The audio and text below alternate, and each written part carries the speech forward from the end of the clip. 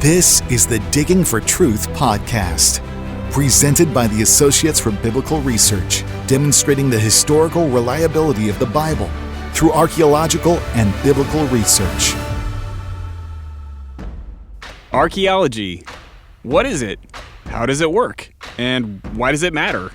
That's what we're going to be talking about today on our second introductory episode, as we discuss some of the history of ABR, how it got started with archaeology and the digs, and some of the discoveries that have been made over the years. There's been a few major digs that ABR has conducted with the help of lots of volunteers and students, researchers, and archaeologists. Over the last 50 years plus, some of these archaeologists have been Dr. David Livingstone, the founder of the organization, Dr. Bryant Wood, and also the current lead archaeologist, Dr. Scott Stripling. So I'm sure all of those names are going to come up today. We have Scott Lanser here again. He's the director of ABR, and also Henry Smith, who is the administrative director of ABR's current excavation at Shiloh in Israel. So Scott, what are some of the origins of ABR, primarily the archaeological side? Talk a little bit about David Livingstone and what got him started, and then in a little bit we can talk more about the specific digs and what happened and some of the finds. Yeah, well, David was a missionary to South Korea, I believe that it was, and they found some artifacts in his front yard. And I know there was a university that came in and did a little excavation right out there next to his house. And I know that kind of captured his attention. But I think a lot of our listeners today, we are fascinated, at least generally speaking, people are fascinated by such discoveries. You know, you find something cool in your backyard. Oh, look at this. I found this neat thing. Where'd it come from? What is it? Exactly. That's exactly right. I mean, me and my brothers, my brother Mark used to go out and we used to dig in old dumps around our area. We grew up in Chester County, Pennsylvania, in a very old community, and we found all this cool stuff, you know, old bottles and all this history, and that was fascinating. I read a book, and I know this is true of Dr. Bryant Wood as well. We both read the same book called The Bible as History by Werner Keller. And that was like, wow, this is so cool. And I think, for Brian and I, we read the same text and kind of like spoke to that same itch, if you will, of interest in these things. David he saw archaeology right in front of him, but while that was going on, he was also thinking about the challenges to the Bible and its historical, its claim to authority and historical accuracy. Mm-hmm. He was dealing with, at that time, there was a professor, Dewey Beagle, who had written a text which ultimately was a denial of the authority of the Bible, the inspiration of the Bible, the inerrancy of the Bible. It was a critique of the Bible. And so David, in his master's thesis, he actually challenged Dewey Beagle's conclusions. And it didn't take him long in his preparation to see really there's some really shoddy conclusions in Beagle's work. And he just picked those things apart.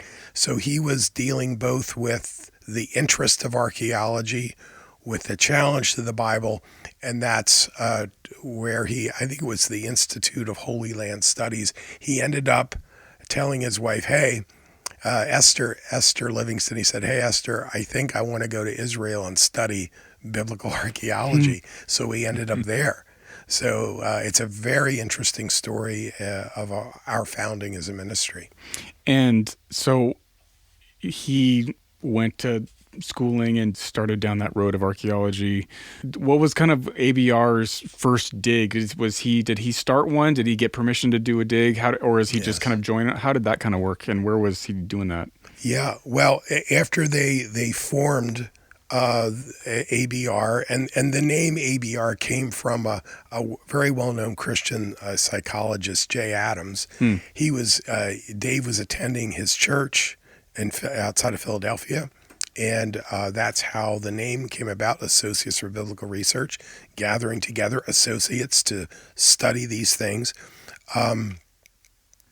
But Dave was pondering at that time, after the formation of ABR, hey, how can I get a permission to dig in Israel? And he had gone over, and I know one story he tells of it was pouring down rain and looking for a potential site for Ai, and coming over this hill, and then he saw all this material culture, as we call it, the ceramic remains on the surface in places, and he saw that, and he sensed that, hey, this could be the place where Ai is located. And biblical Ai is? It's the second conquest city of Joshua. Okay. And so David was dealing at that point with not only the location of Ai, but then there's a connected issue with the location of Bethel. Okay. And so, and again, all of these things kind of took shape very quickly in David's life in terms of his experience, where God was leading him, but also in the relatedness of Bethel, Ai, and the conquest, and David's interest in doing archaeology. Well, cutting to the chase, he built a lot of very close relationships, very friendly relationships with folks at the Israel Antiquities Authority. And out of that, he submitted a request to begin a dig at this particular site that he had identified, and he received permission to do so. And what was the name of that dig or that site? Or Khirbet Nisya. Okay. And how many years was he digging there and other people digging there, or approximately? Not the Yeah. I think it took them 10 years from the founding of ABR to finally where they were able to put shovels in the ground, if I understand it right. It was 1979 is when their first season. Yep. I think so that's from 69 to 79, that whole time was building the ministry and building relationships and all that. And then there were off and on years, but through, was it 2003? Does that sound about right? 3 or 4? Something like that. Yeah. So quite a few seasons of excavation that David and the volunteers did there at the site. Yeah. So he was digging at Khirbet Nisya and thought it was Ai.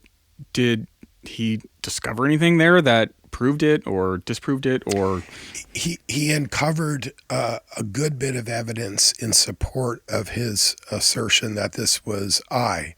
And it's important for our listeners to understand, David had a proper understanding of this approach. You have an idea of what, a site that best fits what you think in this case was Ai. And so then he pursued that, and he had the proper commitment that he knew that it was going to take years of field research in order to establish his case. So he did not enter into this lightly. Now, David completed those years of research, again, field work, and then the interpretation of that. And there are a number of things that you could connect with the biblical statements about Ai, a number of things. Others felt that, no, this is falling short of an overall if you're really looking for a fuller connectedness between the text of the Bible and what it says about the site and the archaeological material that you have uncovered, some felt that no, there needs to be more than what David found. So that's a discussion and a debate that really in some ways continues to this day over Khirbet Nisya. There are a number of very sound scholars who believe that is the correct site for Ai. Okay. So maybe it'd be helpful, how does archaeology, kind of in a broad sense, actually, the process work? So you got like the digging, but then there's interpretation of that digging that's probably written down in form in journals, or like, could you, Yes. how does that all work? Well, you're doing your excavation, And then again, if we're doing our work correctly, we are writing reports at the end of the season. So you do full reports, and again, you're pulling together all of the work you've done, and then typically another report will be done maybe after 3 years. You'll summarize your findings, and of course, when a dig is completed, you'll write up your final reports. So a season is like a year. Like, hey, this summer that's season 1, and the next summer is season 2, or something like that. Yeah. I mean, early on, we were digging for maybe 2 weeks. Okay. We dig for 4 weeks now, and sometimes we will have a project expedition maybe in the winter months. So we're going to Israel at least once a year for the major excavation. This is ABR's model. We go for that 4-week excavation, but sometimes we have other projects we'll do in Israel as well. So that is fairly typical. There may be some digs that go longer than 4 weeks. I'm not sure about the other schedules of these other projects, but it gives us that 4-week period gives us a really, really good opportunity to go after the particular areas at the site that we believe are critical. Mm-hmm. Now, we've been blessed because we have a wonderful turnout of volunteers for our dig. So we get a lot accomplished in 4 weeks. Okay. So a dig can go on for multiple seasons. Seasons could be a couple weeks or a month, maybe even twice within a year. Maybe that's considered a season. Like you just have, it's each time you go out to the site and dig. Yeah, it for us, it's primarily our spring excavation is our primary project. And I just simply say that we have done some other smaller projects, some of them very significant, at other times of the year. And so while you're at a dig for that season, you pick a particular area of the site that you concentrate for the work for that time. Is that how? Yes. Yeah. Once an excavation begins, first of all, choosing where you're going to start is very critical.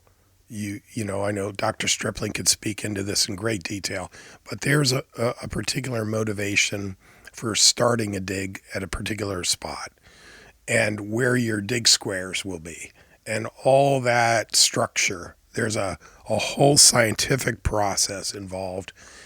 And once you begin digging, then you discover things. And sometimes, for instance, you'll discover maybe a building. And, it's surprising, or you find walls, or you'll find a gate complex, which is what happened this past season at Shiloh. They found evidence of the gate complex. Of course, if you read in the Bible, you read about Eli. When he dies, he falls over backwards and dies while he's in the gate complex. So, when you make a discovery like that and you can connect to the Bible, it's very significant. And that's what they do. They discover walls, structures, and then they go, we need to see how far that wall goes, and we need to understand, who built those walls, what time period. So they're using in their digging the stratigraphy, layer by layer by layer, uncovering civilizations as they go down through the material.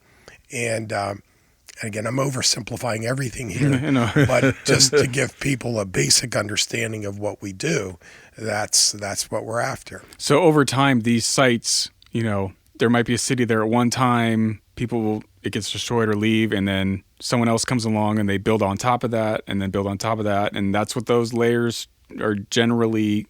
Generally, yes. Okay. Generally, you're dealing with earthquakes and other things. So, you're digging and all of a sudden everything shifts and you gotta figure out all that stuff. Henry, did you want to add to any of that? No, that was excellent. To Luke's question, you also have the phenomenon of, people tearing down old structures to use them for new. So that makes things complicated. So, if you want to build some new walls and there's an old wall that's 800 years old, well, You're living in antiquity. You don't care about that. Archaeologists care about that. We should go back in time and say, don't tear down that wall. But that's what they did. So we call that robbing out, because from our standpoint it is. But for them, it was very practical. Here's a wall I can reuse to rebuild a house. Boom. So, but yes, sort of the simple way to say it is sort of the pancake effect. The building of a city on top of a city. I mean, we see that in Jerusalem and Megiddo, especially. It's been conquered and built and rebuilt like Megiddo's or 30 times or some ridiculous number like that because of its location. It's located in the Jezreel Valley. Some people may be familiar with the name. It's linked to the Battle of Armageddon, Megiddo. So, location's always key. Water source, military defensibility, trade. And so people built, we see that in America. What were the first cities built by? Rivers, for trade. Same kind of idea, really, in the ancient world. They had criteria. You wouldn't build a town or a village somewhere that was too far away from water. That doesn't make any sense, So, or if it would leave you vulnerable from an attacking military force. So those are part of sort of the matrix of things that we look at. But and then as you're digging down through those layers upon layers, they have general names, right? Like, so there's like a Roman period, there's a Greek period, and Iron Age, and like, am I saying these right? Or like, Yep, that's exactly right. So we have what we call them archaeological periods, right? Okay. So we have, even as it gets even Khirbet el-Maqatir, which was the second site we dug at.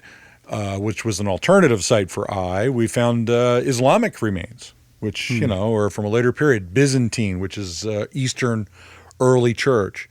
Then you have, Roman, and you have subcategories of that: early Roman, late Roman, Persian period. Scott mentioned, we were talking about David Livingstone's original dig. A lot of Persian material was found at Khirbet Nisya. So some have theorized that perhaps, eye is mentioned in the book of Nehemiah. So could that have been the eye of Nehemiah? Can the site migrate? That's another question that you ask about, name migration between sites that are close to each other. And then you go back, to your point, though, the further you go down, logically, the further back in time you go, the older the remains are. So key is also publication. Dr. Stripling, who runs the Shiloh excavation, archaeologist, many years of experience. If you don't publish, it's worthless. So we got to publish. He's a big believer in that. He's totally right, of course. And as a result of that, we've always believed that, but Scott has really taken a leadership role in our ministry with that. And you realize, it doesn't do the world or academics or biblical scholars any good if we don't publish the material. And then let people critique it. Here's the data. Here's our interpretation. Have at it. Here it is. And as far as the biblical text goes, there's nothing to be afraid of, because if God is speaking, we're not worried about undermining the biblical text. In fact, it gives us a great deal of freedom that we should be and are as honest and as transparent as possible in all that we do, because we have nothing to hide and we want to do it right. To God's glory, but also for the sake of the truth and for the sake of others who are going to use our scholarship down the road. Somebody takes one of our volumes off the shelf 30 years from now when we're all gone. We want it to be as an accurate reflection of the excavation as possible. Well, and I think too, I heard this even relatively recently, and I don't know how factually accurate it is, but other religious organizations that aren't Christian, like are Buddhist, Hindu, they don't do necessarily a lot of archaeology because a lot of their theology is based on myth. So they just don't actively seek out and try and dig up stuff, because it's for the Christian, it's different because the Bible is rooted in the history of the world. And so naturally, if you go looking for these things, it should verify. So I just thought that was kind of an interesting. Well, it is what makes the biblical 66 books of the Bible utterly unique compared to other religious texts. Whether you go to Rabbinic Judaism or Hinduism or even Islam, Mormonism, it's got cities recorded in it that nobody knows where they are. Supposedly they're supposed to be in North America, right? Yeah. Nobody's ever found any of these cities that are recorded. But by and large, the biblical accounts are dripping with historical truth claims, data points, chronology, information. I mean, God is putting his word to the test, as Names, it were. places, dates. Yeah, I mean, just look at the birth narrative of Jesus in the Gospel of Luke, when it comes to the Caesars and the census of Quirinius, right? All of that kind of stuff. Herod Antipas, Herod the Great, all these characters that are laid out. I mean, it's just dripping with that kind of historical material. You can't escape from it. You try to extract that out of the text, and it just becomes meaningless. And I'm just using Jesus' birth narrative as one of literally thousands of examples. Mm-hmm. So ABR's first kind of major dig was Khirbet Nisya, that they thought was and maybe it's still kind of up for debate if that was true or not. Amongst some. Okay. Amongst some. And then but then the next dig was Khirbet, that I have looked it up, Khirbet el-Maqatir. That's correct. And but is that also a contender for Yes. Okay. It certainly is. And and some people would pronounce it Maqatir. Okay. And I only say that because some people will hear Maqatir and they won't recognize it. Okay. And so that's yes. So you say Maqatir, I say Maqatir. Is that how it goes, Scott? That's how Potato, it works. potato? Yep.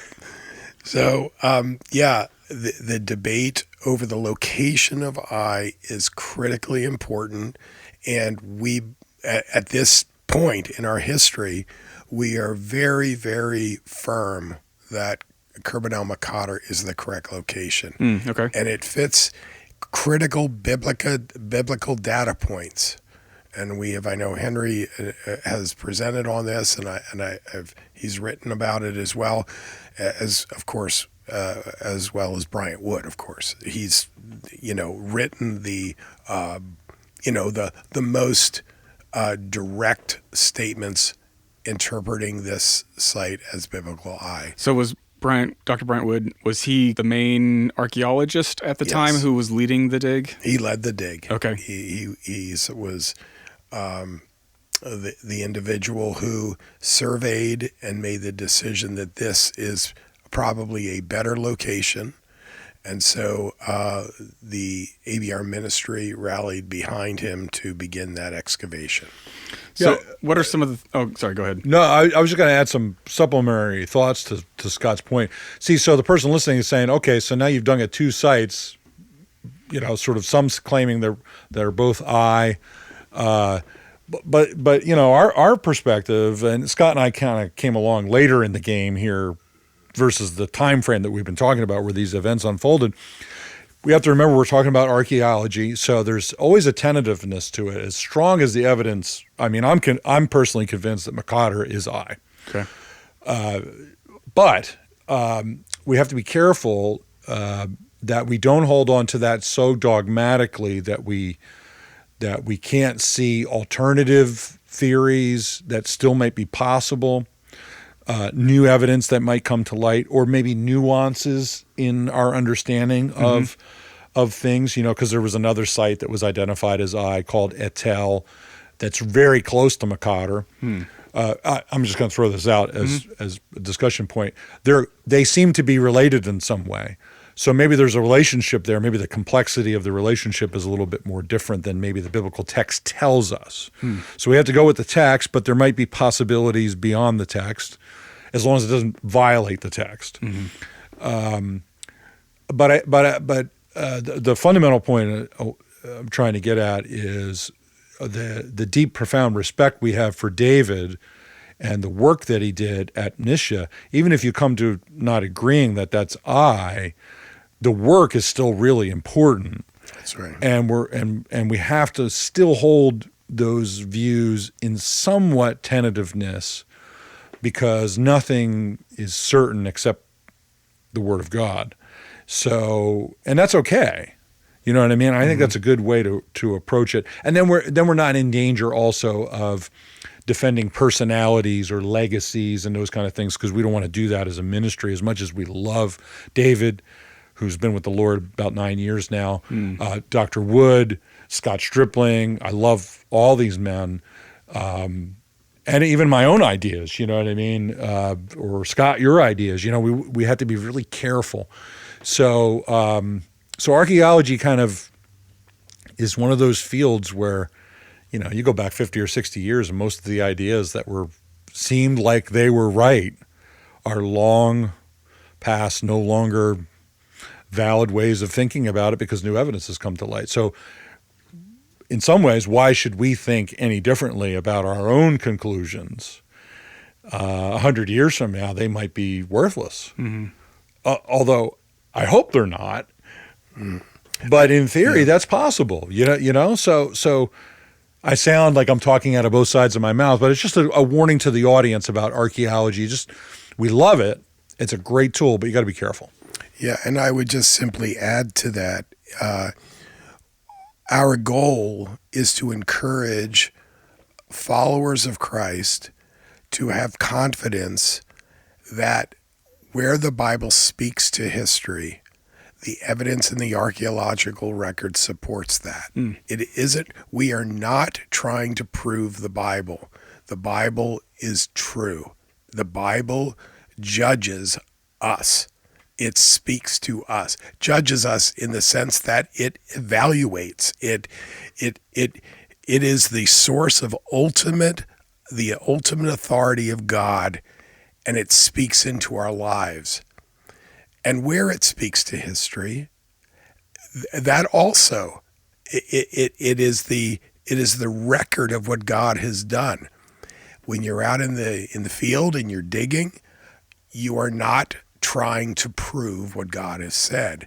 But what it does do is it gives us this beautiful, I think Dr. Wood used to talk about a widget factory, right? In which you find this piece of evidence and that piece of evidence. Henry mentioned 50, 60 years of archaeological excavation. Well, there's a lot of changes in interpretation about various things. But one thing that we can conclude from it is that where the evidence is reasonably well understood, it affirms the Bible over and over and over and over again. And that's important. So it's like people can say things like, Jericho doesn't exist. Well, he can say, no, it does exist. We can point you to it. Say, but the years that the Bible says it existed is different than what the site actually represents. And again, that's a matter of interpretation. And we go back and we say, wait a minute, not so fast. We think there is clear evidence here that affirms the biblical chronology of the site, fitting the biblical text. There are thousands of examples of how the archaeological evidence corresponds with the Bible. That's why I'm always amazed when I hear secularists say, there's one thing that we can finally conclude, that the Bible is wrong and the Bible doesn't get the history right about the X, Y, and Z. I'm always amazed at such statements because they don't take a step back and look at the large picture. And when you step back and look at the total picture, the evidence is overwhelming in support of the Bible, not against the Bible. Anyway, I think some people welcome like drawing you into this microcosm, like of something that's highly debated, and they're claiming this contradicts the Bible. Well, no, not necessarily. And you've got to have the proper perspective. And as I say, sometimes you have to step back, take the larger view, and you begin to see how much biblical archaeology supports the Bible.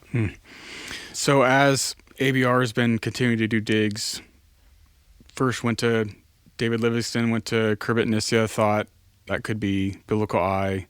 Then years later, there's a second dig that ABR is a part of, Khirbet el-Maqatir, that also seems like the evidence is more in favor of it being eye.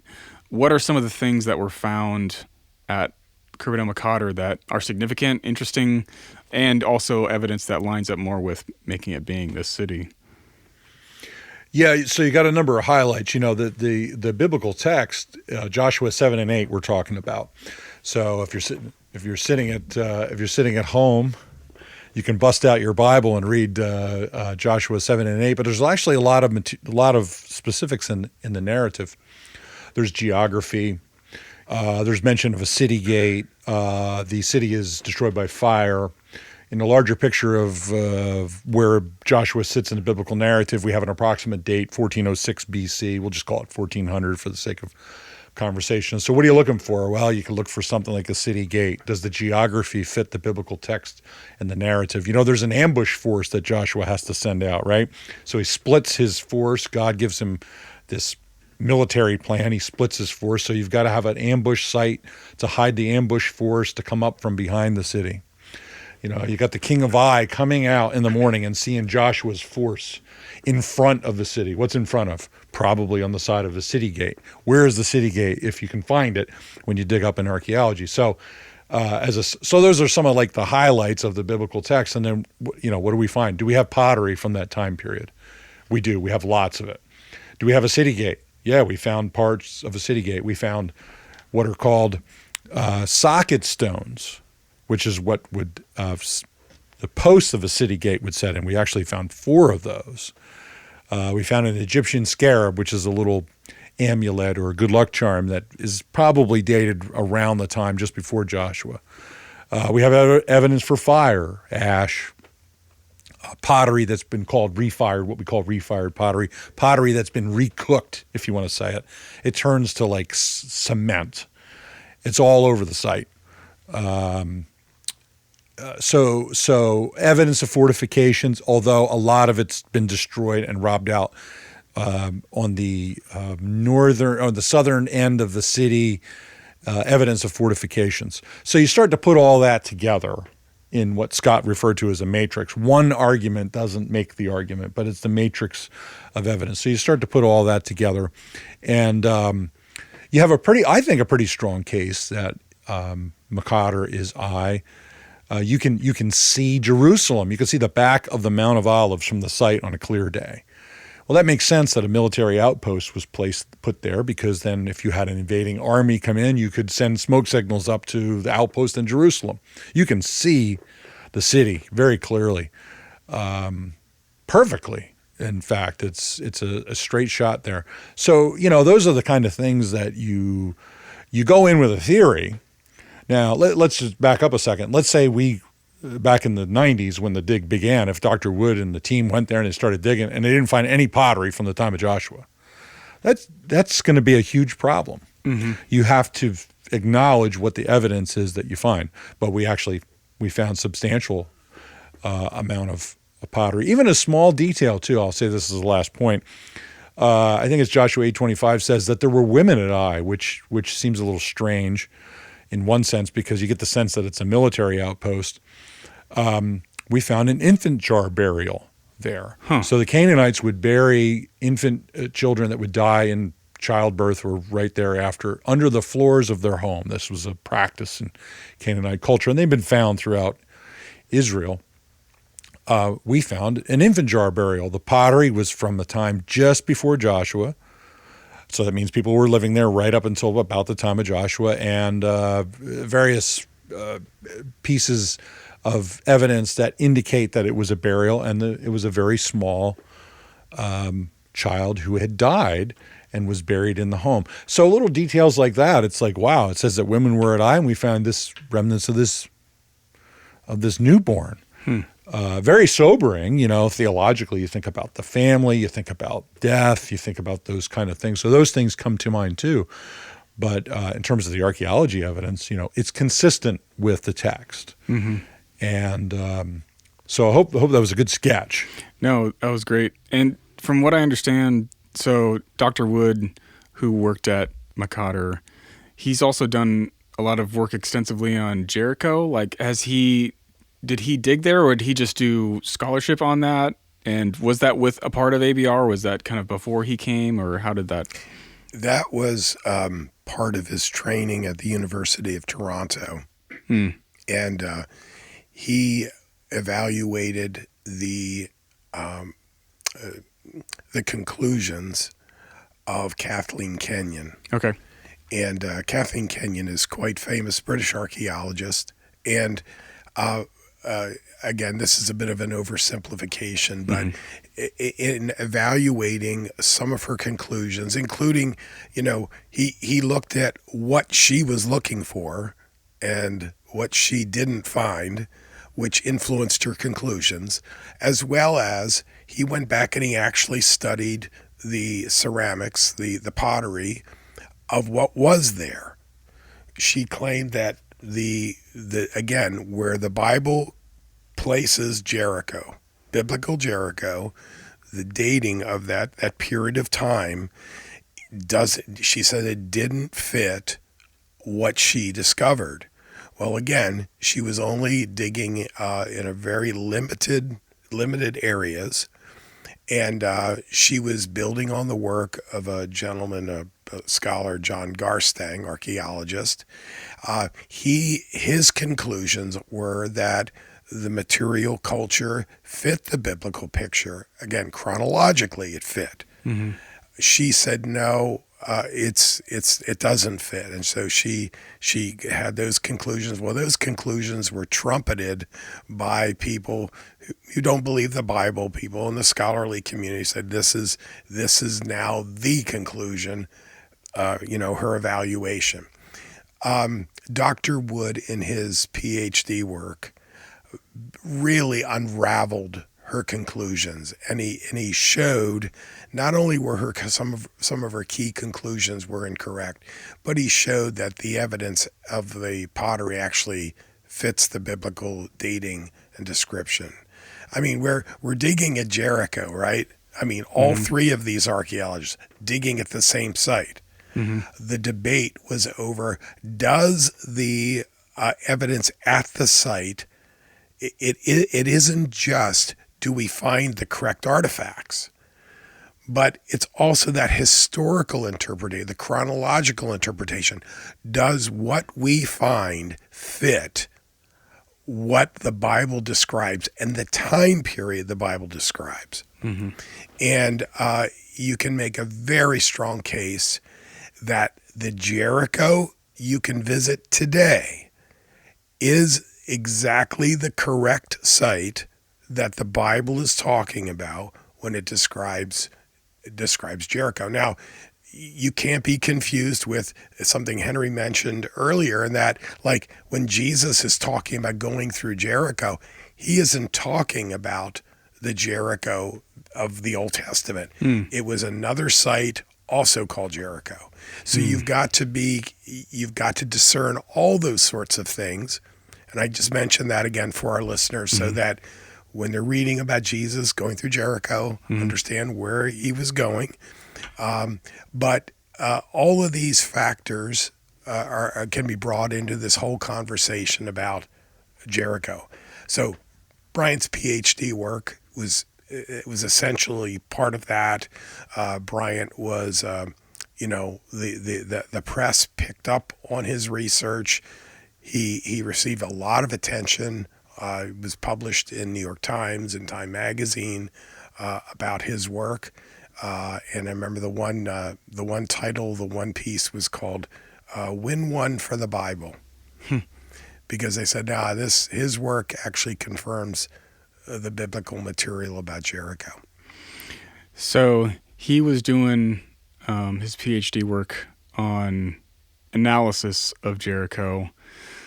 Dr. Livingston started with Khirbet Nisya, and then Dr. Wood went on to work at Khirbet el-Maqatir. So it sounds like a lot of ABR's archaeological work has been about the Joshua conquest of Israel. Is that fair to say? That's exactly right. Finding what they would call the lost cities of Joshua. Okay. The lost conquest cities. That really was the, I would say, a driving purpose for the ministry early on, and it still is. Mm-hmm. Some people say, I've had people say, have you guys changed your purpose? I say, we haven't, but we've broadened our scope of work. our scope of research to cover other areas. So where is ABR currently digging? This would be like, I guess, your third major dig. Yeah, our current excavation is at Shiloh, and again, you'll hear people say Shiloh. If you're in Israel, you'll say Shiloh. And this site, of course, has a rich historical connection to Israel. It's a historic biblical city. Israel worshiped there prior to the temple being built. They worshiped there for over 300 years. Okay, so what was there that Israel was doing? What was located at Shiloh that made it significant? It was their primary place of worship. It's where they set up the tabernacle. Okay, tabernacle. Yep, and then the Ark of the Covenant was there as well. And so you can imagine 300 years of a sacrificial system. You should find a lot of bones. You should find evidence of a sacrificial system. And that's exactly what we find there. How many seasons have you been doing it at Shiloh? I believe we took a hiatus there because of the COVID stuff. I think it was our fourth year this year, right, Henry? Yeah, we have finished 4 now. Yeah. So a lot more to do. Mm-hmm. So it's ongoing research, but what are some of the things that you said? So you found a lot of bones. If it was just the tabernacle, like if the tabernacle was a tent, like would there be very much, like other than bones? Right. Well, that's a point of confusion for a lot of Christians because they will say, well, obviously that tent would have, is gone. And all that would be gone. So what are you looking for? But one thing that Dr. Stripling brings out very well in his presentations is if you read the biblical text and its description of the tabernacle, you see this change from the initial structure to an eventual physical structure. As a doorway, there's terms being used of an actual building. And so you're not just looking for a shred of leather or something or whatever from the tent. No, you're looking for actual building structures that would have been part of a what we call a cultic center, a place of worship, and that's exactly what you find.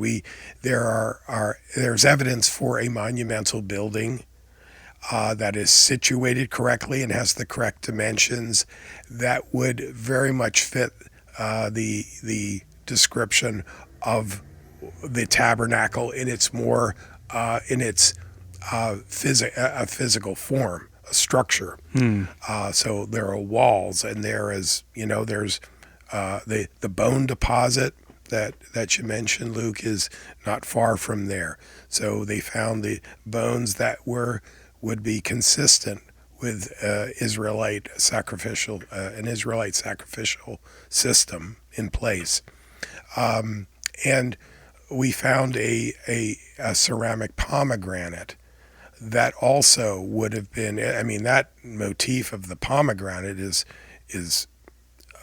just a wonderful example of what we know of the pomegranate in Israel's history, even being sewn into the hem of the high priest's robe in the temple, the pomegranate. So we found a ceramic pomegranate, and that is a again, we're this widget factory idea. We found something that comports perfectly with what you would expect to find in a worship area like that. So there are a number of things that we have found that fit this belief that we are digging. Our actual excavation work is at the place where at least one of the physical locations the tabernacle would have been. It's very possible that it moved to different other locations on the site, because you got to remember thousands and thousands of animals being sacrificed. So you have to. That's a big operation, and so it very likely could have moved to other parts of the site. But where we are digging, there's evidence there. We also found 3 the altar horns, 3 altar horns from a sacrificial altar. So that was also found there. And there's other things as well. And probably Henry can probably help my failing memory on some of that. But that's an excellent summary. Very good. Yeah, the animal bones are significant. I think Scott mentions that what we want to do is analyze the bones because the priests, there's a passage in Leviticus that indicates the priests would eat from the left or right side, from the right side of the animal. So you would expect to find some disproportionate number in the remains. So what you do is you have a specialist called a zoo archaeologist, someone who specializes in animal bones. You analyze what you find, and then once you know what kind of animal it was, then you look at what the percentages are of what's been uncovered. We have some tentative information from previous excavations that already there seems to be evidence leaning in that direction, but it's tentative. That there's more bones from one side than the other? Yeah. Huh. Yeah, and it's because the priest would have eaten more from the right, so you would have less. You would have more of the left and less of the right. Otherwise, you would expect a 50-50 ratio or something close to that.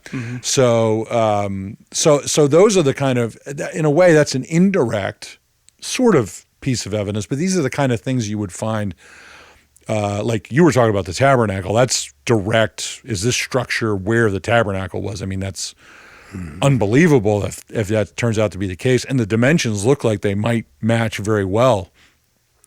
But even other indirect things like the inside of the Canaanites apparently lived there. We have evidence of that. But there was no fight or battle between the Canaanites and the Israelites, which is what indicated in the Bible. This area of Israel, there was no military conflict, which is interesting, right?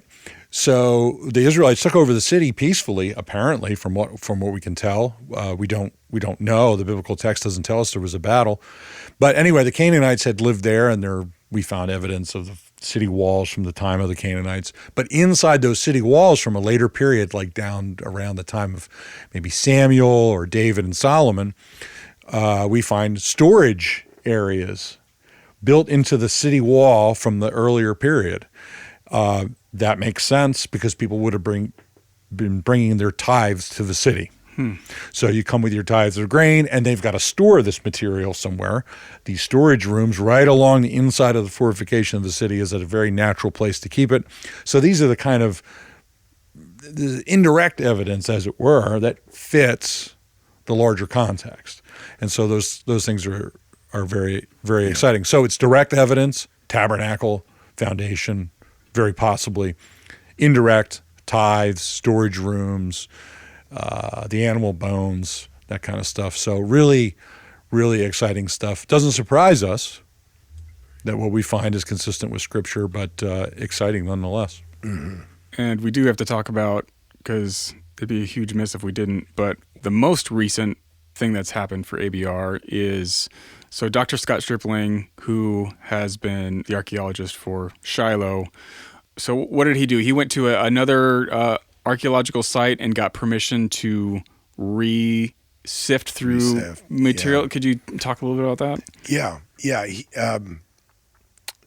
Dr. Stripling set up a process, and again, this came from permission to do this, to remove some of the dig piles or a portion of a large dig pile from a site on Mount Ebal.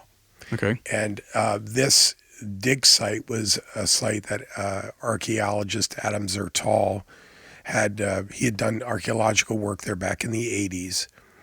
And they were digging at a site that was suspected to be possibly Joshua's altar. Now, I don't know if Dr. Zertal thought that that's exactly what this was when he started, but when at the conclusion, he was dramatically impacted by the fact that this is what the Bible talks about, and that this could be the very site where Joshua built his altar.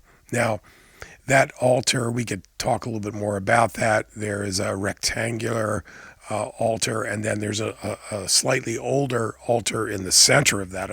It's circular. Now we believe that circular altar was the actual altar that Joshua built.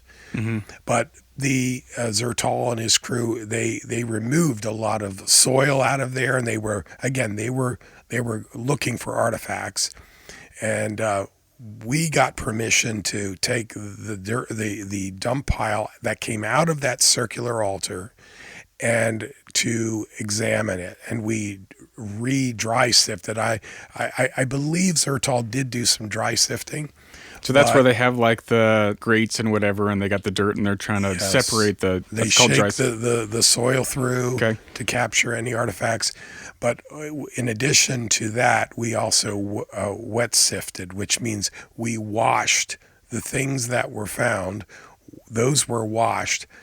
And in that washing process, Frankie Snyder, who is on our dig staff, she found this very interesting postage stamp size piece. And she knew it was something different and potentially significant. Dr. Stripling examined it there at the site, and he identified it immediately as a curse tablet. And so just the discovery of that in and of itself was pretty extraordinary. This particular curse tablet is made out of lead. So, they could begin a process of trying to figure out where did the lead come from and this sort of thing, and they wanted obviously to see if there was a way to look inside, because obviously if it's a curse tablet, you're going to have writing or something. It's a folded piece of lead. That's exactly right. Okay. So it's folded in half, and the initial objective here is to put it in the altar.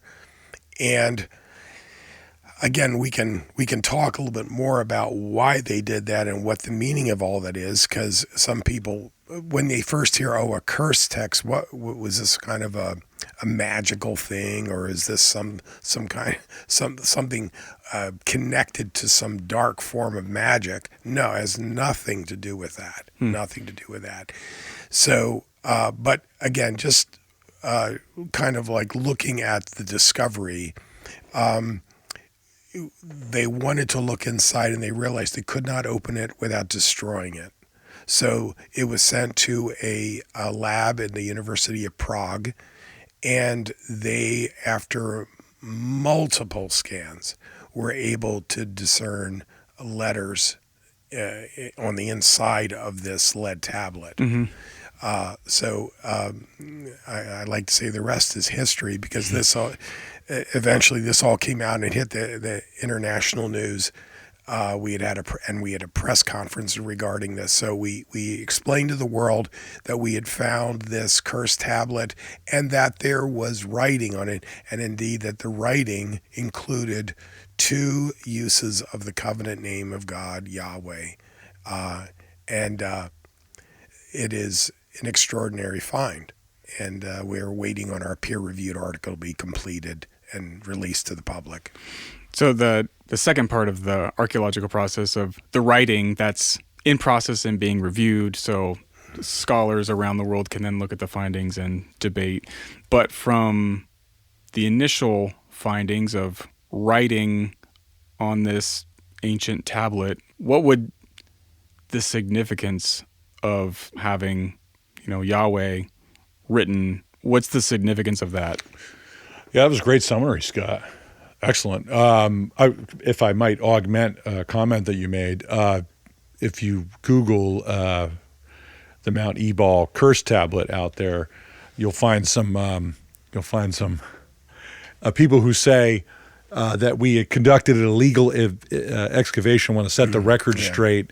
We did not excavate, which is not allowed in that part of Israel because of the Oslo Accords. We had a salvage operation, which is allowed, and we got full permission for. So there's some lies going around the internet that we conducted an illegal excavation and blah, blah, blah. So I just want to set the record straight for that, for anybody who finds that out, because, you can believe it if it's on the internet. And so, Yeah, the significance of it is enormous because the type of writing it is, it's sort of it's what's called a proto. We're calling it a proto-Hebrew. Proto meaning prior or before.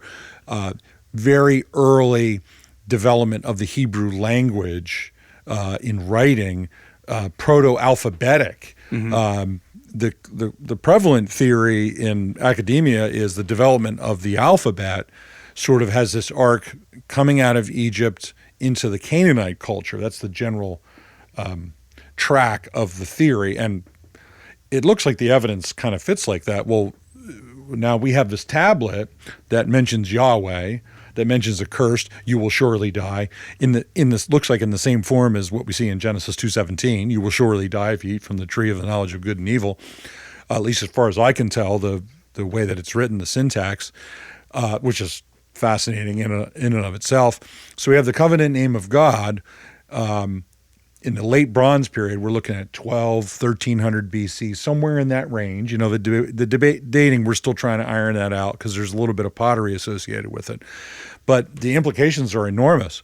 You think about a proto-alphabetic script coming out of Egypt and then developing into the alphabet, which is Canaanite and then becomes Hebrew. That's the common theory. Well, what do you think of when you think of coming out of Egypt? You think of the Israelites coming out of Egypt, you think of Moses.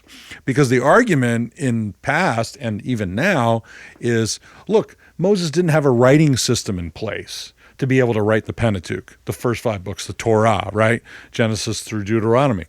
So your whole idea of this Moses guy and him writing in this context just doesn't work. He couldn't have written it in hieroglyphics because the book would be, a mile thick, as it were. So there's no way. But now that we have this early text that fits the model, we're thinking maybe the model needs to be changed. Now, the secularists are unlikely to do that, but the point we're getting at is we have this discovery of a curse tablet on the Mount of Cursing, in the altar that's supposed to be on the Mount of Cursing, which the biblical text is explicit about in a couple of different places, with a script that's older than any script that's been found with the name Yahweh in Israel. Now, there's been other texts that have been found with the name Yahweh on them. They're later or in other places. There's been one in Egypt, the Moabite stone from the 9th century. So this is, if we're right about this, and that'll shake out. That'll shake out with the research. This could be paradigm shifting for somebody who's willing to have their paradigm shifted, as it were. Wow. So just to kind of summarize ABR's Ministry of Archaeology, how would you say, over the last 50 years, digging, finding things, kind of starting to paint this picture, what are some of the implications that have been found? What are some of your hopes for these discoveries to prove a narrative one way? Or what's the end result? What's the end game that you're hoping to accomplish with these discoveries and the narrative that they paint? Well, I think one of the larger, again, if you're stepping back and you're looking at all the work that we've done, it's all in a particular area of Israel, the Highlands, and you are showing a relationship between all of these sites. And so, you can think, oh, well, you guys were focusing on the conquest sites, but it's not just the conquest sites. It's the relationship of the conquest sites with Shiloh. It's that whole regional perspective. And what it shows is Israel was there. It's that simple. Israel was there, and Israel was there at the time the Bible says they were there. And it's not just some generic pottery or some generic historical evidence. No, it is particular artifacts related to Israelite worship and life. So it is the evidence. I mean, no one can say they weren't there, or no one can come along and say the Bible is completely made up. This is a total mythology about Israel going into the promised land and doing all these things that the Bible says. I mean, there are people to this day, including certain archaeologists, that will claim none of this occurred. That is just absurd on the face of it. This is providing evidence for Israel's occupation of the land. Mm-hmm. Yeah. Yeah, I'd add to those good thoughts. One of the things that Scott has expressed, and we say this all the time, and it's actually in our statement of philosophy of ministry, is the weaving in and out of the philosophical and the particular. Mm-hmm. That actually represents the way that we think of doing apologetics. Mm-hmm. Philosophical and evidential apologetics, presuppositional is one of the terms that's used. They come together, and there's a sort of a back and a flowing between the two of them, because you're always dealing with bigger issues of worldview. Yeah. At the same time, you got to get in the nitty gritty about what does this curse tablet say? We have to have it scanned, and what is that? What is that letter there? Is that an aleph? Is that gibberish? Right. I mean, so. There's the practical, and then there's the application. Well, what does that mean? And then there's the worldview, the paradigm, and there's this constant weaving, I think, is the way that I would describe it. Because some apologists want to do all presuppositional, philosophical foundation, preconditions for knowledge, all those other kind of things. And those things are legit. I went to Westminster Seminary. That's what we learned there. You know what I mean? Like, attack unbelief at that level. Totally agree with that. But then when you're dealing with evidence, you got to deal with the evidence. Yeah. But you can't deal with it divorced from the foundation. The logic of biblical revelation is, we're claiming that God is speaking and he's acting in history and he's doing certain things and he's covenanting with his people. And all of this is obviously moving in the direction of culminating in the person of Jesus, right? As Hebrews says, in former times he spoke to his prophets and so on, and now he's spoken to us through his son. Well, that speaking, as it were, and those events as they're occurring through all this period of time, you go, okay, these are obviously historical claims. All these things that are taking place, cities and battles and rulers and events and fires and destructions and all these different things. And so then you come along with the archaeological profile and you make a comparison. You say, okay, we have a small profile of the archaeology. We don't have everything. Let's draw the comparisons and see what paradigm works better. That the Bible is a myth, or it's a bunch of myths, or it's a mixture of myths, and maybe it gets things right sometimes, or maybe it doesn't, or as the Word of God, it should be accurate, right? Minimally speaking, it should be historically accurate. And in my 17 years at ABR, I haven't seen anything that would make me think otherwise from the evidence. I know the arguments are out there that try to say the opposite, but from the work we've done, you just, if you're careful, you do it with integrity, you put forth the best arguments. The evidence doesn't speak for itself, but the paradigm of believing the Bible is much more rational, in my way of thinking, than any other paradigm. So, I have faith. I believe that God has spoken, but faith that's not disconnected from reality because God is the author of it. So I think we want to encourage people, look, you got to believe what God has done by faith, in the sense of you believe in the character and the authenticity of God's speech. So that's not blind faith. That's believing God has spoken, you can believe it, and you can entrust your eternal soul. I mean, that's what God is asking us to do through Jesus, right? To entrust our eternal soul with him. You can believe that. You don't need archaeology to believe that.